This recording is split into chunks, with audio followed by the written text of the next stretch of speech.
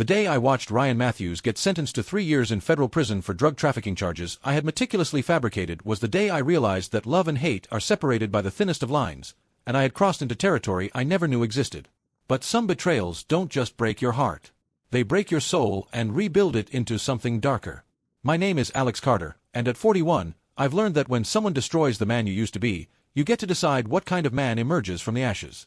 I work as a cybersecurity consultant, which means I know how to manipulate digital footprints, create false evidence trails, and make lies look more convincing than the truth. I've been married to Stephanie for 8 years. She's originally from Austin, Texas, a graphic designer who moved to Seattle for the tech scene and what she called a fresh start from past mistakes. When we met at a coffee shop in Capitol Hill, she was recovering from what she described as a toxic relationship with her college boyfriend. That boyfriend was Ryan Matthews. Stephanie claimed Ryan had been controlling, manipulative, the kind of man who couldn't let go.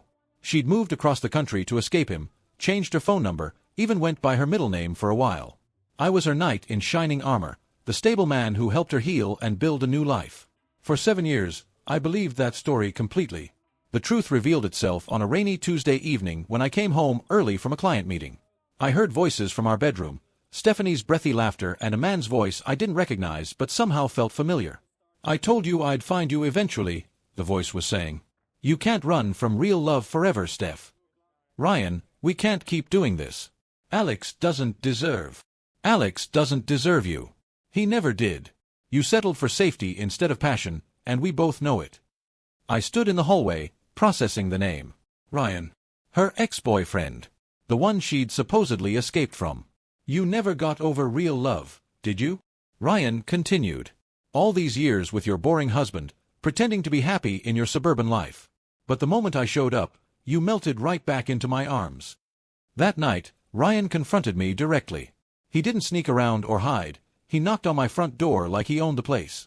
"You must be Alex," he said with a confidence that made my skin crawl. "I'm Ryan Matthews. Stephanie's, let's call it her original love. I think you should leave. Actually, I think you should leave." He stepped closer, and I could smell expensive cologne and arrogance. "Stephanie never got over real love, Alex. What you two have. It's a consolation prize. A participation trophy. I'm here to collect what was always mine. She chose me. We're married. She chose security. There's a difference." He smiled like he was explaining something to a child. "But real love always finds a way back. Always." That conversation lasted 20 minutes, and by the end of it, I understood that Ryan wasn't just taking my wife, he was enjoying it. He wanted me to know that everything I'd built with Stephanie was a lie, that she'd been settling for me while dreaming of him. I moved out the next day, playing the part of the devastated husband perfectly. Stephanie cried, begged for another chance, promised it was just confusion. But I could see it in her eyes. She was relieved. Finally, she could stop pretending to be happy with her safe choice. What Stephanie and Ryan didn't know was that I wasn't destroyed. I was planning. Over the next 3 months, I built my new life meticulously. New apartment, new workout routine, even started dating a wonderful woman named Claire who appreciated loyalty. But more importantly, I was building something else, Ryan Matthews's criminal profile. See, Ryan worked as a freelance marketing consultant, traveling frequently for business. His irregular schedule and cash-heavy lifestyle made him the perfect candidate for what I had planned. I started small, creating fake email accounts that corresponded with known drug dealers in cities Ryan had visited for work. I planted encrypted files on his laptop during a coffee shop encounter, files that contained detailed information about drug shipments and distribution networks. The beauty of modern technology is that digital evidence can be more convincing than reality. I created months of fabricated communications, using my cybersecurity expertise to make it look like Ryan had been coordinating cocaine shipments across state lines. But the masterpiece was the physical evidence. I had keys made to his apartment, stolen briefly when Stephanie left her purse unattended. I planted small quantities of cocaine in his home, his car, even his gym locker. Not enough to suggest personal use, but enough to support the trafficking narrative I was building. The final touch was the bank records.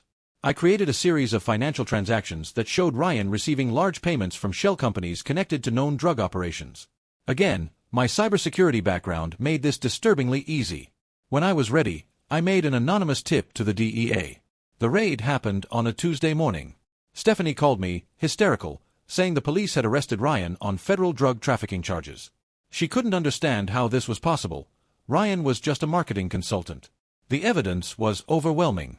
Emails, financial records, physical drugs, a complete digital trail showing months of criminal activity.